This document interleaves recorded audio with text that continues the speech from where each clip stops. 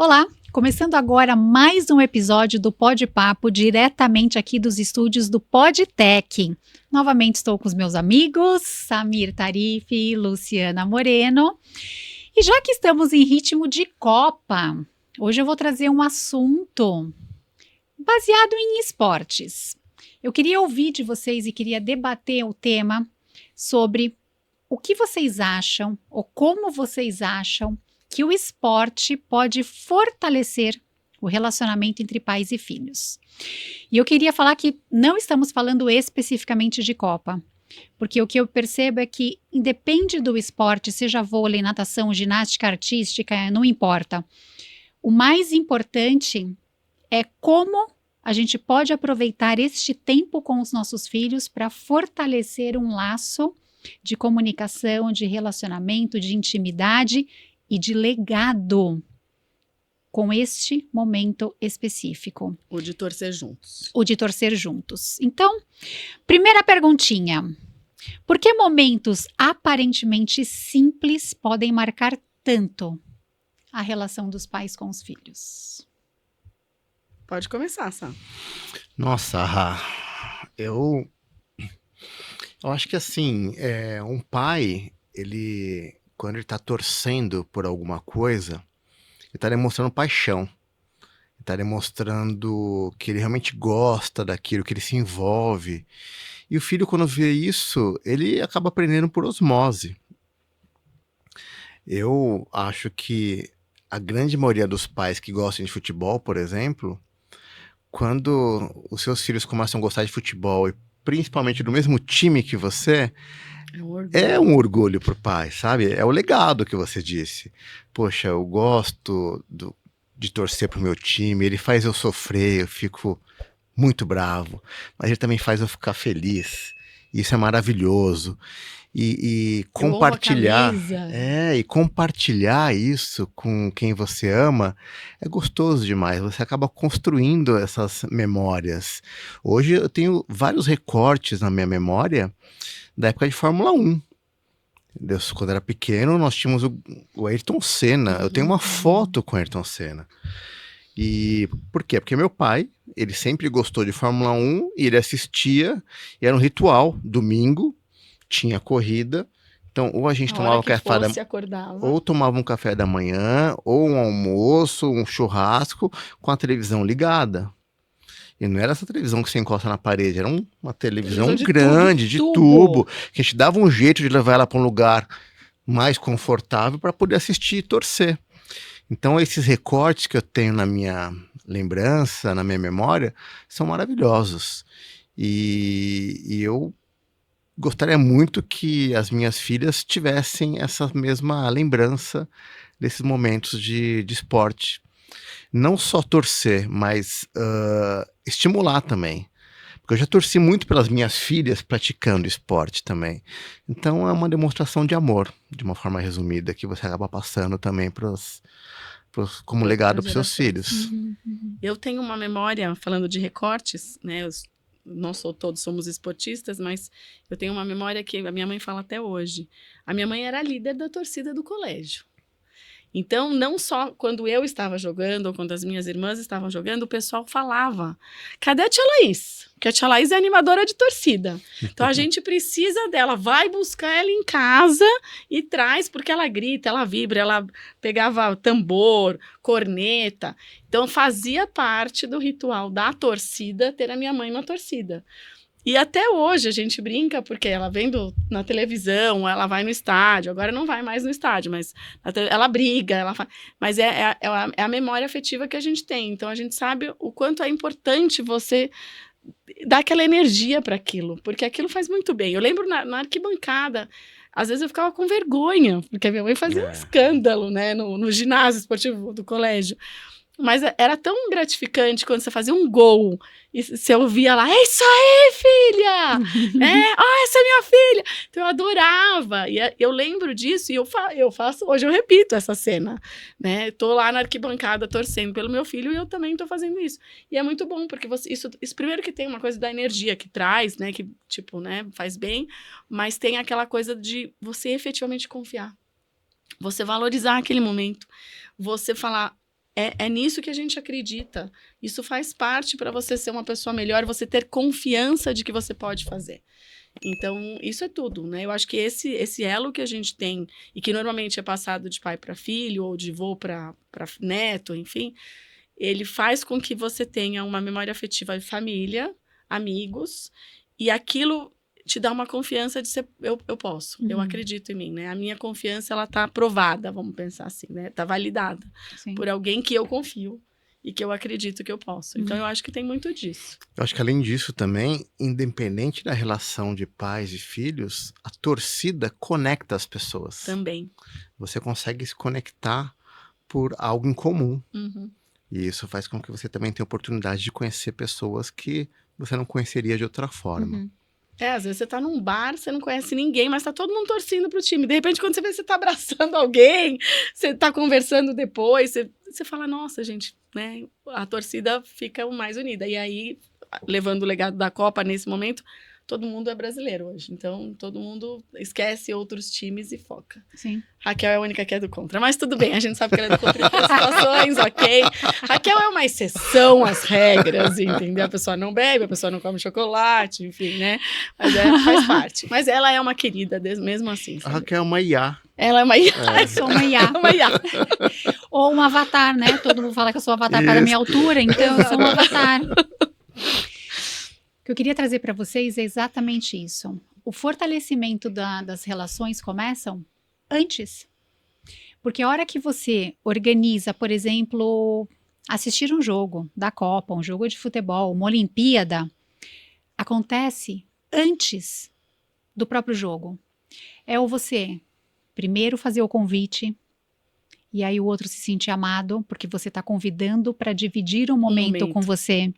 É, de repente, preparar um lanche. O que a gente fala? Vamos fazer pipoca? Pipoca com Guaraná. Patrocinados, prestem atenção, patrocinadores. Então, é o preparar um lanche para aquele momento, preparar o que vocês vão comer. É a expectativa do quanto você acha que vai ser o jogo. Vamos fazer um bolão? Vamos fazer uma aposta? Então, é a brincadeira onde você usa a criatividade. E é principalmente o estar preparado para ou comemorar ou sofrer junto, mas estamos juntos. Então, o relacionamento, o fortalecimento dessa relação começa antes do jogo.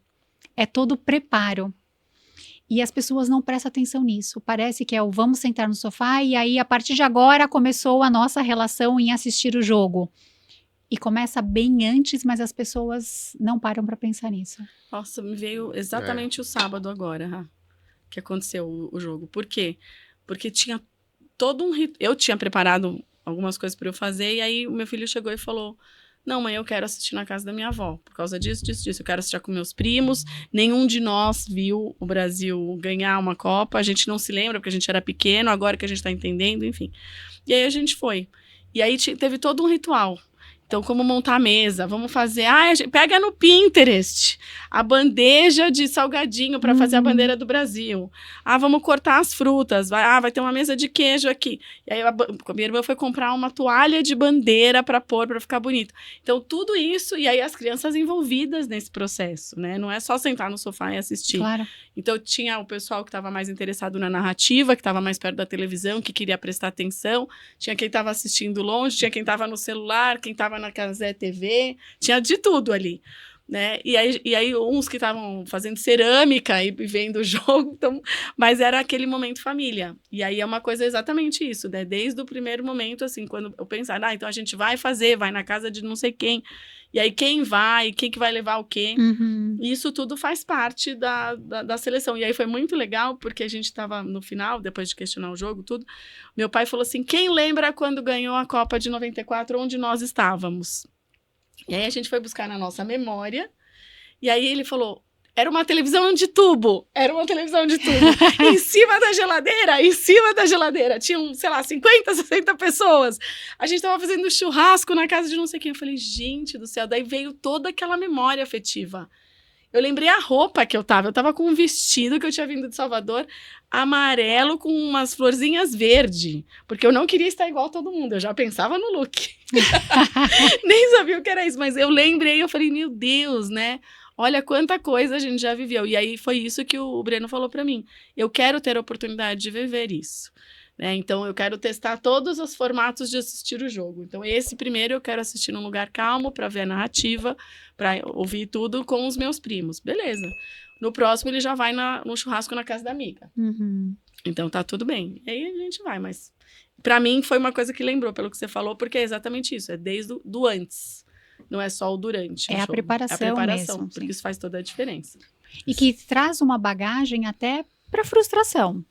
Porque se no fim das contas o resultado final for o que cada um estava esperando, que ótimo, a preparação foi excelente, foi super prazerosa, todo mundo curtiu e o resultado final foi ótimo. Às vezes o resultado final não é o que a gente estava esperando. Então sai frustrado, mas teve todo um processo de compensação, de curtição, de prazer. Então a coisa estava muito mais legal, animado. Exato. E aí faz até, eu brinco, faz uma caminha para ir confortar e deitar a frustração, porque não fica tão pesado. Ninguém ganhou no bolão, inclusive. Ninguém pensa, né, sobre esse processo que você comentou. É meio automático. Você vai se preparar, se passa o dia, você sabe que à noite você vai ter algum evento especial. E assim, falando em lembranças, eu lembro com a mesma intensidade de 94, quando o Brasil foi campeão, onde é que eu estava assistindo, onde é que eu fui depois para comemorar, como eu também lembro quando o Brasil perdeu de 7-1. Então assim, são memórias que ficam pro bem ou pro mal, Sim. que marcam. E assim, eu não sei por que marcam, mas talvez seja porque é algo que você gosta, você está do lado de pessoas. Eu estava com as minhas filhas quando o Brasil perdeu, a gente estava na praia, nós três numa pousada assistindo o jogo, e aquela sensação, sabe, de não é possível, de novo, não, será que é verdade? 3-0, 4-0, 5-0, não é possível, gente. O que tá acontecendo? Então assim, essa sensação é inesquecível, marcou. Ensinamos, aprendemos algumas coisas com isso? Não sei, mas eu fiquei muito frustrado. Talvez essa frustração tenha me trazido algumas coisas, alguns traumas. Algumas coisas que me facilitaram a vida, de forma inconsciente. Sim. Eu falo muito para os pais, né, no consultório.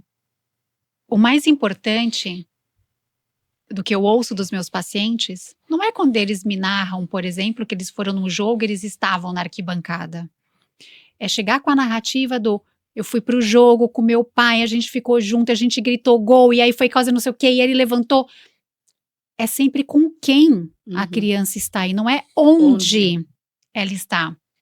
E muitas vezes os pais não percebem isso. Para eles o mais importante é, vou levar meu filho para ver um jogo no estádio. E eu falo, tá, esse é praticamente o resultado final.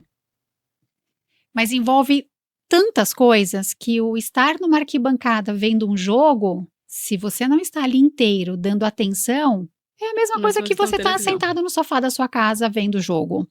Então, para a criança, é muito mais eu estou com o meu pai, até porque o pai é poderoso, tem toda aquela coisa do meu pai é torcedor, principalmente quando torce para o mesmo time. Eu aprendi com ele, exatamente. Né? Eu gosto dessa camisa porque ele me explicou que esse time é o melhor. O pai é o modelo ali, inclusive de opinião formadora da escolha de um time, é super importante. E o pai tem um histórico do time para passar para o filho, porque às vezes o filho nunca viu o time ser campeão. É isso. Ah, mas em 1900 e não sei quanto, porque eu tenho a camisa de não sei quem, do patrocinador. Meu pai tem uma camisa que no jogo do São Paulo ele é uma camisa destruída, mas ele só assiste com aquela camisa. Não, e até os filhos que torcem para times diferentes dos pais. Também tem porque isso. Também tem isso. Tem aquele pai que educa e todo mundo segue, mas tem um filho que fala, meu pai torce para o time X e eu vou torcer para o time Y.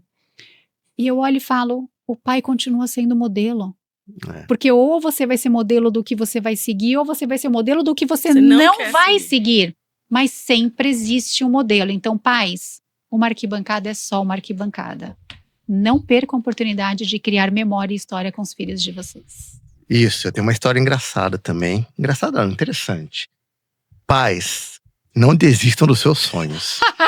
O meu sonho era que minhas filhas fossem corintianas. Que eu amo futebol e amo o Corinthians. E elas? Não, eu sempre induzi as meninas a serem corintianas.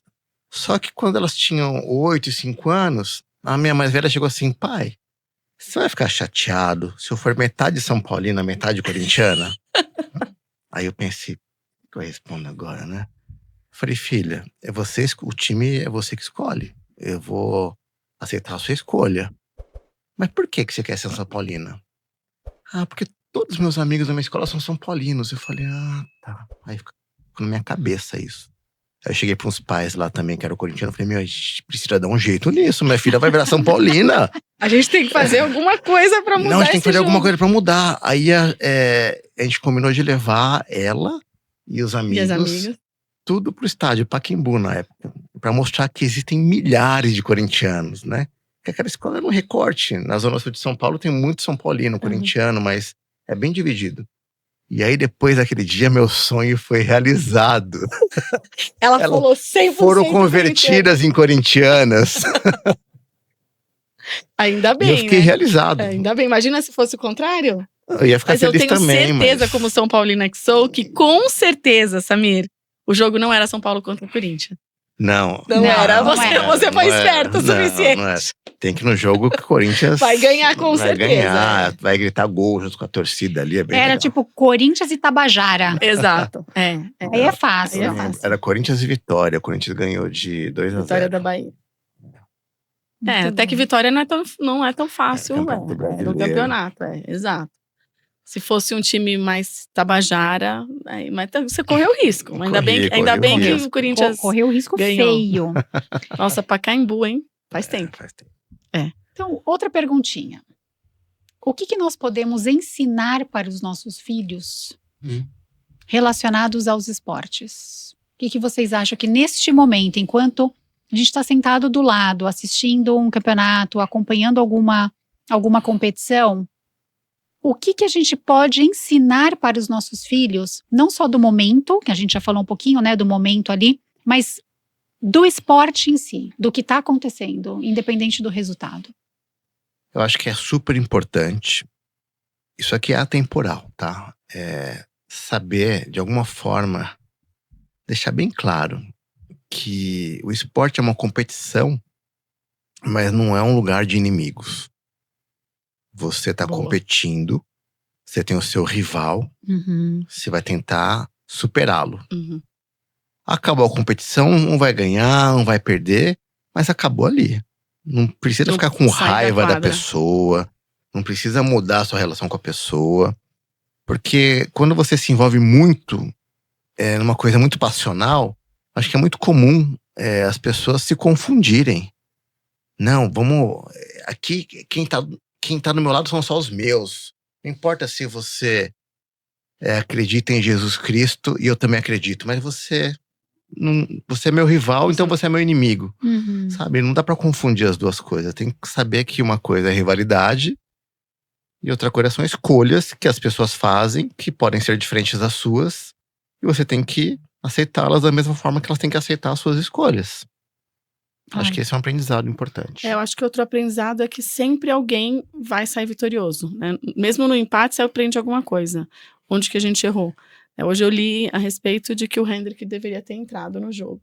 Que inclusive fizeram a leitura labial dele, né? E que ele queria ter entrado. Então, vamos lá. Técnico, atenção, fica a dica. Mas, de qualquer forma, tem isso, de que perder faz parte. E você tem que aprender como lidar com a frustração, porque alguém vai ganhar, alguém vai perder.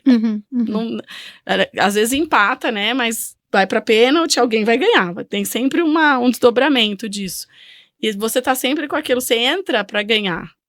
Ninguém entra pra perder. E aí você tem que trabalhar a frustração. Tem a frustração do jogador, do torcedor, enfim, de todo mundo que tá envolvido. E isso é uma coisa que as novas gerações não estão muito preparadas para. Eu acho que tem um outro aprendizado também, que ele reflete um pouco a nossa vida, o esporte. Porque o esporte, ele tem regras. Tem regras que você tem que seguir dentro do jogo. E você conhecendo essas regras, você monta estratégias para que você consiga se dar melhor dentro das mesmas regras que o seu adversário tem. Então, no futebol, por exemplo, é muito comum, às vezes, no decorrer de um campeonato, você segurar aquele jogo que você está jogando pior, mas é melhor você manter o empate, porque vai te somar um ponto e para você é bom na tabela, do que você tentar fazer gol a qualquer custo e sofrer um gol e perder o jogo. E se você traz para a nossa vida, você tem que entender também como é que é a dinâmica da vida para tomar decisões mais estratégicas. Saber, por exemplo, como se prevenir de situações arriscadas, como escolher uma profissão que você consiga fazer o que você gosta e ao mesmo tempo Ganhar ser dinheiro. bem remunerado. Então, entender a dinâmica, as regras de como a vida funciona é importante para você definir a estratégia Sim. que você vai tocar a sua vida. Você trouxe uma frase no comecinho aqui do episódio, sabe? Que é o vestir a camisa do esporte. E eu acho que esse é o primeiro ensaio do que a gente vai encarar, por exemplo, na nossa vida. Não só nossa vida profissional, mas sabe aquela coisa do vestir a camisa da empresa, que a gente ouve tanto? Vestir a camisa do casamento.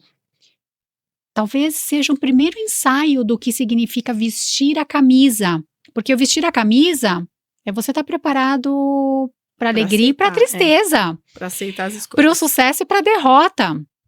Então, acho que começar o vestir a camisa é um dos primeiros ensinamentos. Trabalho em equipe. Às vezes temos esportes coletivos, tudo bem que tem os individuais, mas o trabalho em equipe dentro de um esporte coletivo é super importante, porque normalmente as pessoas acham sempre um bode expiatório para falar, perdeu porque fulano não fez tal coisa. Isso. E um jogo, um time de futebol, né, são 11 pessoas. Será que só uma é a culpada? É capaz de levar ao sucesso ou à derrota? Não dá, porque tem as outras 10 pessoas que em algum momento ali fizeram alguma jogada ou propiciaram um momento que ou perdeu o gol ou acertou o gol. Então, tem outras coisas. E pensando um pouco no emocional, eu acho que o mais importante é humildade na vitória e o equilíbrio emocional na derrota. Isso é o mais importante. Então, esse é um grande exemplo e um grande ensinamento que a gente pode passar para os nossos filhos ao longo aí de jogos que a gente pode acompanhá-los do nosso lado para assistir. Porque todo mundo comemora muito na vitória, é claro. Mas existem pessoas que extrapolam, que usam para humilhar ou que usam para, de alguma forma, cutucar o outro. Então, a gente já falou muito de esportes, né? Existem comportamentos antiéticos. Que não podem ser respeitados, porque é muito feio isso. Que não devem, isso, eu ia falar isso, que não devem servir de exemplo. Então, esse também é o momento que a gente pode trabalhar tudo isso, né? Vestir a camisa, ensinar para os nossos filhos o conceito, né? Literal do vestir a camisa, do trabalho em equipe, do como aprender a lidar com as suas emoções. Então, a gente não pode perder esta oportunidade, porque, gente, é tanta coisa. Você citou vestir a camisa. Eu fiquei pensando aqui, enquanto você estava dando os exemplos, que vestir a camisa também é você se adequar. O exemplo do casamento, por exemplo, você tem que jogar no mesmo time, e para que isso aconteça, você tem que abrir mão de algumas coisas. São escolhas e quando você veste uma camisa, você está assumindo que você vai defender aquelas cores, aqueles valores, atingir aqueles objetivos. Aquele objetivo. Sim. Então isso é importante, é um baita aprendizado mesmo. O vestir a camisa, ele é muito complexo, né? Muito. Primeiro que você escolhe a camisa, depois da escolha você fala, a partir de agora esses valores também são meus, e aí você vai tocar pra frente. Sim. E foi o exemplo que você deu numa empresa. Eu trabalhei em muitas empresas que você tinha uniforme. E às vezes o uniforme vinha com uma definição. E tinha gente que nem o vestir aquele uniforme gostava. Por aí você já tomava. A pessoa não se envolve nos valores, não vai ter o mesmo comprometimento. E aí quando a gente decidia, sei lá, por algum motivo, eu lembro que, por exemplo, Copa do Mundo era uma coisa que a gente podia escolher um uniforme diferente. Vinha lá, né? E quando todo mundo escolhia com consenso, até a entrega era melhor. Porque todo mundo tinha participado. Então, daí você vê que tem a ver o vestir a camisa. Você tem que se comprometer com aquilo, né? É muito forte, né? Sim. Aquilo faz parte. Não, eu tô vestindo efetivamente a camisa. Eu vou torcer ou não vou torcer, enfim. Mas é muito legal essa história da camisa. Voltando ao nosso momento de Copa do Mundo, eu queria tanto, mas tanto, que essa geração que não viu o Brasil ser campeão ainda, visse. Porque eu tô puxando na memória agora, o Brasil foi campeão pela primeira vez em 58. Então, assim, quem tinha 40 anos, 58, viu o Brasil ser campeão. Depois de mais... O Brasil foi campeão até 70, depois passou mais 24 anos, foi campeão de novo. Agora nós estamos de novo há 24 anos sem ser campeão. Então, de certa forma, todo mundo que teve uma vida de... viveu mais de 40 anos, viu o Brasil ser campeão. Uhum. E eu quero que essa geração veja logo, porque é tão gostoso. A gente tá cansado já de aprender com a derrota na Copa do Mundo, né? De sofrer a Há frustração. 24 anos torcendo e ficando chateado. Uma hora vai chegar, acredita. Você sabe que eu assisti a minissérie da Netflix que fala sobre o tricampeonato, né? É bem legal. É muito legal, super recomendo. E aí, uma das coisas que me fez refletir é a importância que isso tem para você efetivamente honrar a bandeira, honrar o seu país. Porque o Brasil para a Copa do Mundo. No sábado era 4 horas da tarde, os comércios já fechando, para o pessoal ter tempo de chegar em casa para assistir o jogo às 7. Uhum. Então, assim, são coisas que você fala assim, cara, quando que esse país é unido? É só pelo futebol. Então, a gente precisa aproveitar essa oportunidade para dar para essa geração essa coisa do tipo, eu sou realmente brasileiro, eu tenho muito orgulho disso. No Brasil, isso é uma cultura, né? Não sei se é bom ou se é ruim, mas você pega em Portugal, por exemplo, no dia do jogo de Portugal, se Portugal jogar às 2 da tarde, ninguém para trabalhar. Lá não é feriado, quando é jogo de Portugal, numa Normal, Copa do Mundo. As pessoas não param a vida para acompanhar a seleção. Todos amam futebol, mas é uma diferença cultural muito grande. Muito grande. Uhum. Eu acho que tem vieses bons e ruins com isso. Eu gosto, porque eu gosto da bagunça. Então, eu acho o máximo todo mundo parar. Mas teve cenas que a gente viu na televisão que o hospital não tinha ninguém. Porque brasileiro não fica doente em dia de jogo. Eu tava no hospital, gente. No primeiro jogo do Brasil, eu tava no hospital, mas tudo bem. Era a única. Mas você sabe que, Sá, você trouxe um ponto importante. E, de novo, eu sempre puxo muito aqui para a educação dos pais. Se a gente pode parar a vida por causa de um jogo de futebol, por que o filho tem que dormir cedo quando tá passando o jogo do Corinthians e no dia seguinte tem escola? Tá bom? Reflexão para outro episódio, talvez. Mas aqui, ó...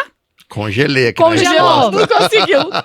Travou. Porque é isso, a gente tem falado muito aqui nos nossos episódios sobre regras, o quanto é importante o cumprimento de regras, deixar regras claras, o óbvio tem que ser dito, nós somos modelo. E aí a criança pode faltar na escola. E aí, pais, desculpem, mas eu fico louca com isso. As crianças podem faltar uma semana na escola porque os pais programaram uma viagem para Disney. Porque fora de temporada é mais barato, né? Não precisa ser julho, janeiro, fevereiro, Peguei dezembro. aquela semaninha que tinha um feriado na terça e já estendi, né? Exato. Então não tem problema perder aula. Não tá dando um bom exemplo. Aí a criança acorda com dor de barriga e o pai fala, vai pra escola. Vai assim mesmo, vou te dar um remédio e você vai pra escola. Pais, qual é a regra? Por que pode faltar na escola para ir para Disney e não pode faltar na escola porque tá cansado, porque tá com dor de barriga, porque tá com dor de cabeça? Então, sermos modelos claros é muito importante, porque senão vira terra de ninguém. A regra é aqui eu estipulei, e não tem regra, é aqui eu estou estipulando. Então, isso é muito importante. Voltando para o nosso tema, lidar com vitória é muito fácil. Mas o que os nossos filhos podem aprender na derrota? Ai, o quanto é triste o 7-1. Eu também lembro até hoje. Eu chorei muito. Eu acho que um aprendizado bem importante com a derrota é que tudo vai melhorar em seguida. Né? A derrota não é a pior coisa que pode acontecer. Passa, né? Tudo passa. A derrota te ensina que você supera aquele sentimento, que você, com a sua derrota, você aprendeu como fazer diferente. Se você fizer de novo do mesmo jeito, bem provável que vai dar errado do mesmo jeito. Então você tem alguns aprendizados que você leva para a vida com a derrota também. Tanto você sendo derrotado, quanto o time que você torce, a, a coisa que você é apaixonado não funcionar como você gostaria que funcionasse. Sim. Acho que a derrota nos traz o sentimento de que não temos o controle de tudo, que nem tudo é tão óbvio. Então, às vezes, a gente está acompanhando um pouco isso pela Copa, né? Existem alguns times que são os favoritos. E empata, né? E aí empatam o jogo, ou não sei se teve alguma derrota, porque eu não estou acompanhando, mas o que parece que é real, que é uma verdade única, não necessariamente é uma verdade única, porque quando entra ali tem tantas... São tantas circunstâncias que podem mudar, né? O resultado de um jogo, o final de uma expectativa que a gente cria. Então, acho que principalmente não temos controle de absolutamente nada. Não temos. Eu acho que tudo que a gente é influenciado, estou falando da minha geração, é sempre com um final feliz, né? Para dar certo, o final tem que ser feliz. É ótimo que o final seja feliz, só que isso não é uma realidade. Se você for ler, for pesquisar, for perguntar para as pessoas que você conhece, pergunta quantos projetos a pessoa já desenhou, tentou fazer e que deram certo e quantos deram errado. Aposto que a grande maioria deu errado. E todos esses que deram errado foram os responsáveis para que aquele projeto que deu certo desse certo.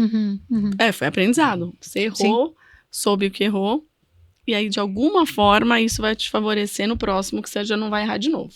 Exatamente. Porque você já sabe que aquele caminho não dá certo, então vamos tentar outro caminho, e aí as coisas andam.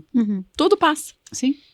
Acho que isso, o mais importante é o dia seguinte sempre vai ser diferente. Exato. E que a gente pode tentar, é uma nova oportunidade de tentar de novo. Então, para essa geração que tem as coisas muito fáceis, que tudo desistem de tudo, eu brinco e falo que a frase que eu mais ouço no consultório dos meus adolescentes é: hoje foi o pior dia da minha vida. Falo, meu Deus do céu. Doce ilusão. Hoje é só hoje. Hoje Imagina. é só hoje. Hoje é só dos piores dias da sua vida. Porque tem muito essa coisa do precisa ser agora, tem que acontecer agora, eu quero comprar agora, eu preciso viajar agora, eu preciso ter algo agora, como se não houvesse amanhã. E o amanhã sempre vai chegar. E outros problemas existirão, e outras frustrações nós iremos seguir, e outras derrotas nós iremos enfrentar. Então, acho que o mais importante para essa geração, principalmente, é mostrar que, a gente nunca deve desistir. E 2, a gente sempre vai ter um novo dia para começar e para tentar de forma diferente. Você vai ter oportunidade no dia seguinte. O Michael Jordan, ele tem uma frase muito famosa, eu não sei exatamente como é que ele colocou essa frase, mas ele é lembrado por ter os maiores recordes da NBA, que é um basquetebol mais o top do basquete. Disputado no mundo, né? E ele fala, gente, as pessoas costumam falar para todo mundo quais são os meus recordes, quantas vezes eu fiz cesta, mas ninguém nunca contou quantas vezes eu errei. Eu errei muito mais do que acertei. E o quanto precisou treinar, né? Era isso que eu ia falar. E o quanto ele precisou treinar para poder acertar mais, né? Exato. Porque quantas vezes ele teve que treinar para ter a técnica, para ter e aí ele saber, agora eu vou acertar. Sim. Então, errou muito mais do que acertou, fato. E nem por isso ele se frustrou. Que isso é uma coisa que também para essa nova geração, porque tudo se frustra. Não vou mais tentar porque não dá certo. Não, tenta de outra forma. Claro. Né? Tenta de outra forma que uma hora vai dar certo. É isso.